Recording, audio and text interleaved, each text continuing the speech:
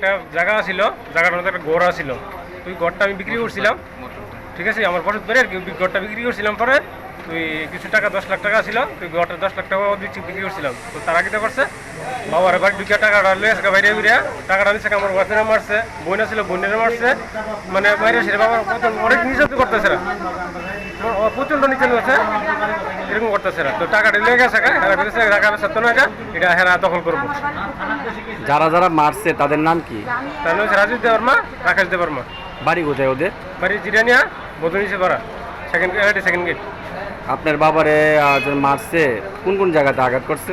মুখে, বুকে, পিঠে, পাওয়ে, মাথা। কি দিয়ে মারছে? নাড়ি দিয়ে মারছে, তারপরে ঘুষি দিয়ে মারছে, লাঠ দিয়ে মারছে।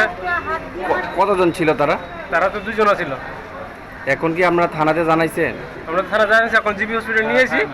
এরপরে তো আমরা জিবি হসপিটাল দিকে এরপরে থানা যেমন। ডাক্তার কি কইছে বাবার অবস্থা কেমন? বাবার তো কাছে ক্রিটিক্যাল, খুবই খারাপ, এই কথা কইছে। কি নাম আপনার বাবা? আবু তাহার মিয়া। আবু তাহার মিয়া। বয়স কত? বয়স প্রায় 75। কি করে উনি?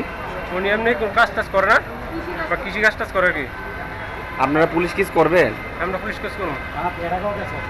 এর আগে আমরা থানাত গেছি, কিন্তু কেস রাখছে না থানাত। কি কারণে কেস রাখছে না তারা? ওই তারা আমার বাড়ি একবার হোটেল করছিল, তারা রেস্টুরেন্ট খুঁজছিল এর মধ্যে। তখন আমরা থানা জানাইছি, আর থানার থেকে আমরা কিছু পুলিশ দিয়েছে, তারা উড়ে দিয়েছে, তোমরা দখল বাড়ি, তোমরা এখন থাকো, অসুবিধা নাই। তো আমরা কিছু থাকছি না। তো তারা আমরা কইছে আমরা তোমরা যদি বাড়িতে তোমরা মারধর করুন, তুই কারণ আমরা থাকছি না, বাইরে একটা ভাড়া দিয়ে রাখছি, ঠিক আছে। এবার থানাত গেছি, আর কেস টেস রাখছে না, এরকম করছে।